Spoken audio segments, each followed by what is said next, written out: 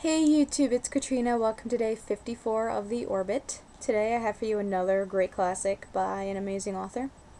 It is Great Expectations by Charles Dickens. And even if you've never heard of Great Expectations before, Charles Dickens is one of the most famous authors ever. He's written A Christmas Carol and Nicholas Nickleby, and what else? Oliver's Twist and all sorts of books. But this is one of his classics.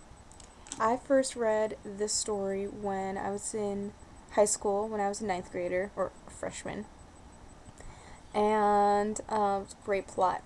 Dickens is this really great knack for creating these very detailed characters, and creating a very interesting story where the relationships between all these characters are very intricate and complicated, ironic, or just it's just surprising how they all end up coming back together. So, a little more information about the background of this book.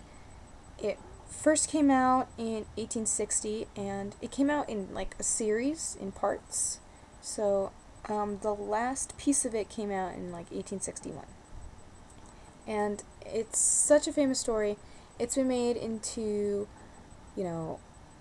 stage productions, dramas, movies, more than 200 times, tons of times. So, now about the story.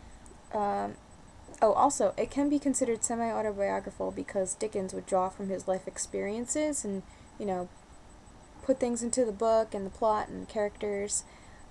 Pip, actually, who's the main character of this book, it's him. Pip. He was born in the same year, well, not really, but he was born in the same year as Charles Dickens. So, I think that there's a lot of Charles Dickens in the character of Pip. So, now the story. Essentially, it follows the life story of this guy whose name is Pip, from when he is 7 years old up through adulthood. I think it finishes with him being older than 50 years old. So the story starts out with, this young kid, and he comes in contact with an escaped convict, who's just walking along the road and who's hungry. So he threatens Pip, and he's like, get me some food and get me a file so I can get out of these handcuffs, and or else. So Pip, being a 7-year-old, doesn't want to get hurt or in trouble, goes and gets some food for the convict.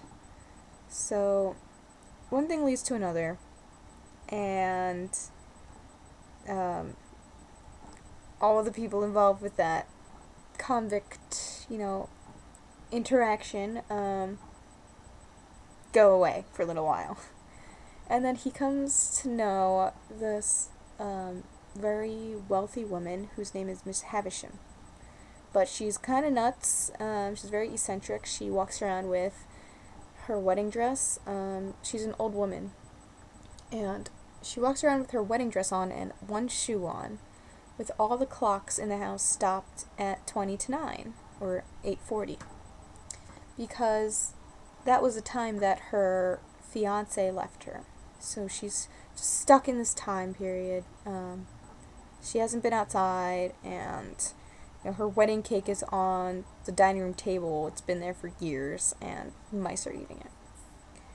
But she's very wealthy, and so he starts, to become trained by Miss Havisham to become a nobleman. And then he meets her adopted daughter, whose name is Estella, and then everything just gets a lot more complicated from there. But that is how the story starts out. And main themes of this book include ambition and growing up, social class, wealth. What does it mean to help others out? And what does it mean to expect things? What should you expect from this world and this life? And should you ever be surprised when things turn out differently than how you expect it? So, great expectations. Yeah. But, and actually, this is a fun fact. The book actually had, alternate endings. I won't say how the book ends, of course. But after you read the book, I would say try to find what the alternate ending was, and then you can decide if you like that one better. I think it's not too different, but it's different enough. But that is my book review for today, guys. Tomorrow, I'm home right now. Tomorrow I'll be back in the apartment, and you will possibly meet one of my cousins. She's coming to stay with me for a few days. So, what's happening with that? And we're going to have fun in New York City. Alright guys, have a great day. Bye.